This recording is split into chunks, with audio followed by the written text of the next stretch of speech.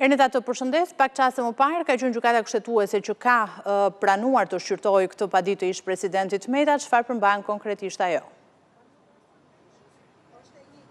Padia është dorëzuar në muajin korrik, ndërkohë që ditën e sotme kemi një vendimarrje nga ana e trupës së gjyqtarëve kushtetues, të cilët kanë vendosur që ta shqyrtojnë në themel ankimimin e tij sa i përket arrestit me burg të bërë që në tetorin e vitit të shkuar, pra pas gati më shumë se një vit që Ilir Meta qëndron në llomat e paraburgimit, gjykata kushtetuese e ka marrë dhe ka konsideruar çështje të saj shqyrtimin e ankimimit të bërë nga ana e tij. Nga ana e Ilir Metës pretendohet që ka disa shkelje të neneve të kushtetutës me arrestimin e tij, pasi një prej pretendimeve është që në momentin e arrestimit, pra në muajin tetor të vitit të shkuar, kur ai u arrestua nuk kishte ngritur një akuzë konkrete ndaj tij dhe për këtë arsye nuk mund të caktohej masa e arrestit me burg për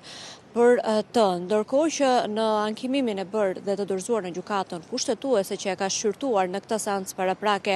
trupa e gjyqtarëve, pretendohet se ka disa shkelje të kushtetutos, konkretisht në nenin 17 të saj, ku flitet për kufizimin e të drejtave dhe lirive, në të nenit 27 të kushtetutos e drejta për liri dhe siguri personale, dhe gjithashtu neni 28 i kushtetutos që është prezumimi i pafajësisë. Pra sipas palës mbrojtësit e Ilir Metës janë to 3 nene të kushtetutës të cilët cënohen në rastin e arrestimit me burg të Ilir Metës, ndërkohë që pretendohet dhe ka një shkelje të drejtave të njeriut dhe këtu lidhet konventa europiane për të drejtat e njeriut.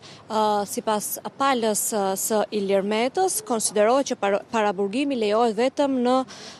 kur ka rrezik për prishje provash, rrezik arratisje ose rrezik për përsëritje të veprës penale, ndërkohë që